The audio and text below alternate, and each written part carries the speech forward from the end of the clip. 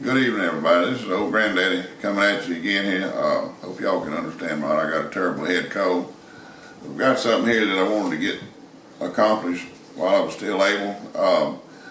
I've thought about it many years ago. I've worked on it off and on, and it's concerning our healthcare industry in this nation. You know, you've heard me say before that I'm very simple and have to do things a simple way, but I found out over the years with all the different kinds of equipment and stuff that I've owned and operated and used, the thing with the least moving parts, that's the simplest, does the best job the most efficiently. And I know there's been all kinds of discussions about what we need to do to our healthcare industry, but here's some basic ideas that I think if you know anybody that knows anybody that might get a hold of somebody, get it to somebody that's got some connections to call something like this to get a look-see. I've tried emailing, I've tried phoning, I've tried doing everything to get a hold of somebody that mattered, but can't even get a return call from nobody or a return email hardly. You get the Capitol switchboard and that's about it. But I wanted to go through this thing. I ain't saying that it's 100%, you know, just like it would wind up being, but I think the basics of it is very good, and I believe it gives us something to work on, work with, and just about believe we've done it verbatim, it'd work real good. But our healthcare industry, you know, is in a mess, and there's been a lot of attempts to fix it. Of course, usually the more the government tries to fix something, the more messed up it gets. I guess everybody out there knows what a camel is. You know, those things that they ride around the desert on, that's a horse that the government built. Now, that's not to say everything the government does is wrong or bad. We need a certain amount of it, and certainly our military, and coining money and guaranteeing interstate commerce, but there's way more of it we don't need than we do need. But my proposal on how to fix our healthcare industry is, I'm going to read some of this also. Hopefully don't skip a lot of stuff and don't get strung out. But first thing we need to do, make it accessible across state lines. Anywhere in the U.S., any insurance providers can do business in any state. Provide for pre-existing illness. Now this is a hard one because it does cost extra money, and you got the risk of people just buying insurance, getting in and getting out when they think they need help. But people's come to expect it, and so that's something that we're going to have to do is make them right for pre-existing illnesses. Now, but go ahead and have them provide pre-existing illness. If they're going to do insurance, coverage not to exceed 130% of regular policy costs. In other words, just because you already got a pre-existing illness, they're going to be limited to charge you 30% more than what regular policy would cost somebody, whether they're 30 years old or 70 years old. Any doctor visits, clinics, hospitals, emergency room visits, EMTs, ERs, etc., any health care will have a minimal $20 copay per patient per incident. Now this is just to ensure people don't go to the doctor for something that they shouldn't be there for, piling up, tying up everything. And no matter how little it is, and I got a whole plan for our tax system and everything else, but until we allow everybody to participate and have everybody have some, no matter how small it is, a portion of responsibility, we cannot mathematically make our system work, whether it's health care or taxes or nothing else. And let that not to exceed 20% per incident. Limits on copay costs for each fiscal year will be determined by each policy between insured and insured. That just means that you've got the right, just like your insurance company, y'all can negotiate just like you negotiate on your automobile insurance. You negotiate on your life insurance.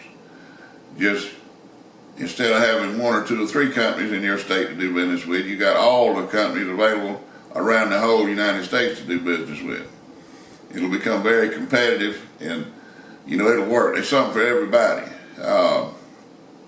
You know, the industry as a whole, if there's money out there to be made, they're going to get whatever somebody's got. And whether it's cell phones, automobiles, you know, whatever it is, everybody can have one. I mean, not everybody have one that costs the same amount, but there's something for everybody out there. Everybody can plan that'll work if you have enough competition in it. Use that copay money to fund and offset the extra cost of providing for existing illness across the board. Let them use all that copay and the extra percentages charged for copay, but the 20% or the $20, now that's per incident. That don't mean just every time you go to the doctor for the same thing. And money's fungible, I understand that. So we'll have to have a little bit of, you know, there's ways to cheat on anything, but overall, we'll have to, you know, hopefully, which we're at the mercy of them now, but the insurance companies, the healthcare providers, you know, they just gonna have to go by the rules and regulations, which these rules and regulations is all we got to go by anyway.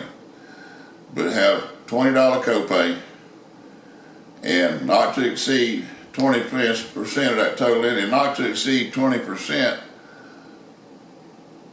of each fiscal year cost on that policy. In other words, no matter how much health care service you need in a year, or your family needs in a year, you'll never be on the hook for more than 20% of it. Of course, they'll spring up other companies to sell you coverage for that 20% and that copay and all that. Somebody will figure out a way to get every dime you got, you know, and make it work for people that just work from day to day, week to week. There's something out there for everybody. But use that copay to help offset the cost of providing for pre-existing illnesses. Insurance companies that can provide catastrophic coverage policies, just like they used to do. If somebody's in a situation where the only thing they want or the only thing they can afford, or they're young and they're healthy, and think the only thing they might need is, you know, a cancer policy or a cancer and heart policy, or, you know, they got a known factor in their family genealogy that says that they need coverage for one or two specific things that may crop up, then they can buy a policy just for that if they want to. It's called catastrophic coverage policies. They'll be available as well as full coverage. Cost and coverage on all those will be just like we said before, totally between the purchaser of the insurance and the insurance provider. As I said before, competition among the providers, the insurers will maintain viability of the healthcare industry. Here's another important part now. This is going to be hard for a lot of people. But do away with insurance commissioners and all such government agencies and bureaucracies. Now, this is probably just a dream of mine, but it will make things work better. Let the entire insurance industry be subject to the same laws and business practices as all other businesses in America. An illegal practice or an event that is wrong in one business is wrong in all other businesses. If it's wrong in a bakery, it's wrong on Wall Street. Prosecute crime where crime occurs under existing laws. We do not need more laws, rules, and regulations. We need less. Just do a better job of using our existing laws and apply them equally.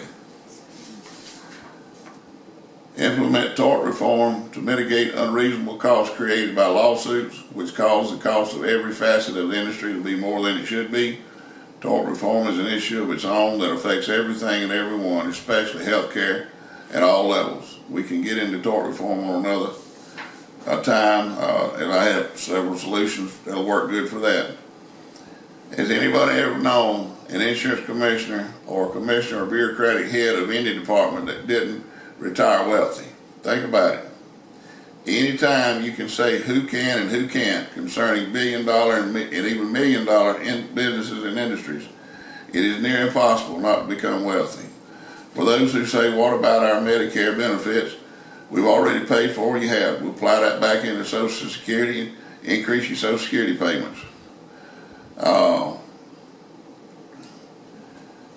And I don't mean put it back in SSI. SSI wasn't earned. I'm talking about the Social Security you earned and paid for. Remember, money's fungible. If you think some of these desperate ruled in third world countries are corrupt, just look around and see what so-called free men can do. Wouldn't it be nice if we could keep most of our graft and corruption confined to Congress? I'm running out of time here, but y'all give that some serious thought.